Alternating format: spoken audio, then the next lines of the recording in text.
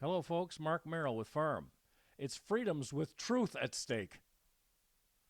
We are at a crossroads of freedom of speech, freedom of expression, freedom of the press, and freedom to speak truthfully about real issues that affect our children and communities, which are just a few reasons that a couple of Maine Judiciary Committee public hearings are crucial this week.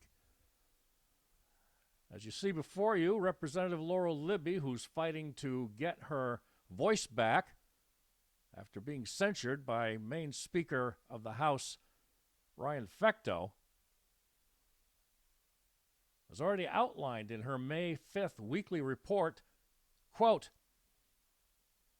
"We defend our right to speak because no one's speech is truly safe unless everyone's speech is protected," unquote. Just as a reminder, folks, we here at Firm keep a pretty decent audio library. And here's a reminder from Laurel Libby to the leftist regime of hate from an April interview with radio host Howie Carr.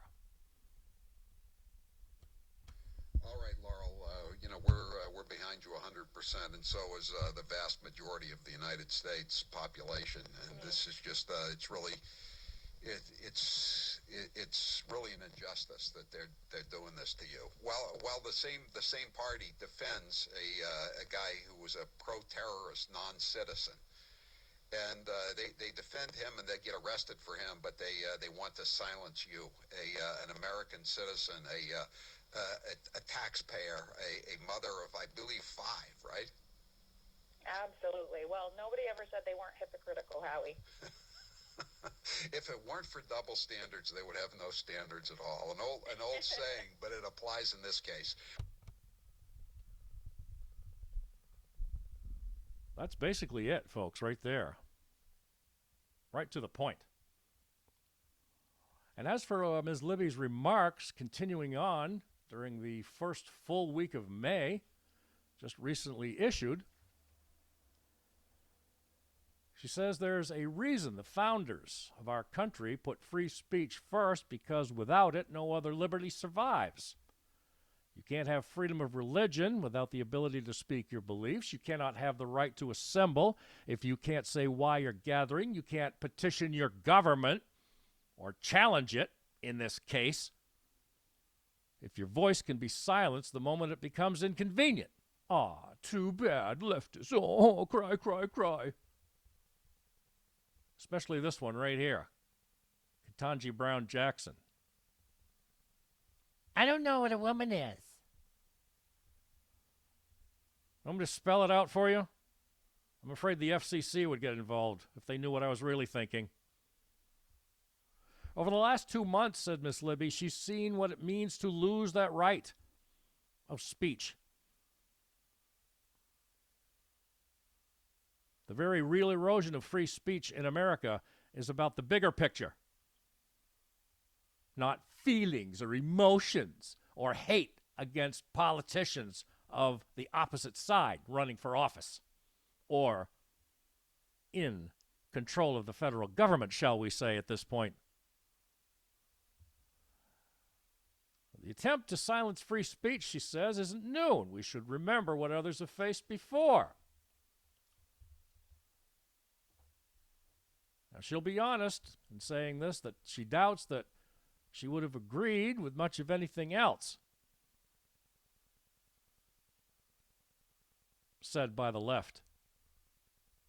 What's at stake today is not just abstract freedoms, folks, but the ability to speak truthfully about the real issues that affect our children and our communities, which is one reason why this week's public hearings matter.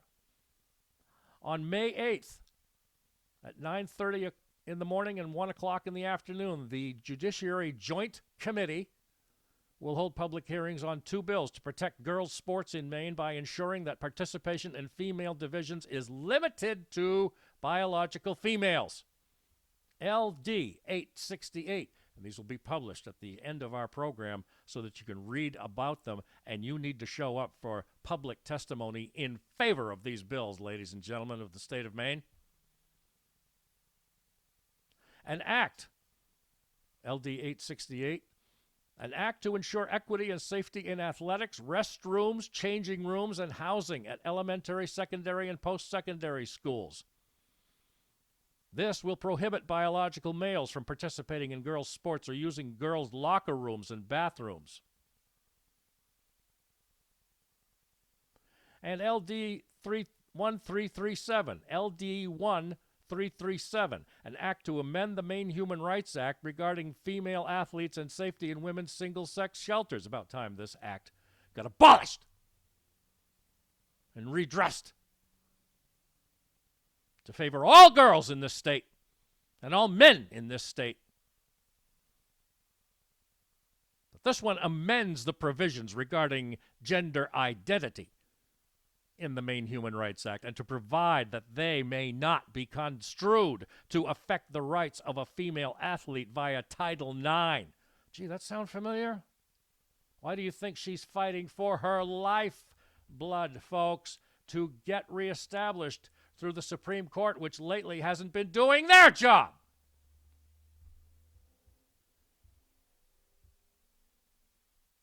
In the meantime, Mark Merrill here with Firm, doing our job to make sure that you understand, ladies and gentlemen, that your voices still work and are not being kicked by the wayside. Show up for these hearings on May 8th. In the meantime, we'll give you those times. Instructions will be attached on the legislature's website, legislature.maine.gov. And look up those LDs, as we will provide them as well. As always, pray for dignity and pray for our women, biological women, and men in this state. They may continue with their separate sports competitions as it is under federal law, not Trump's law, Janet Mills. Federal law, Title IX. In the meantime, everybody stay safe and peace to everyone.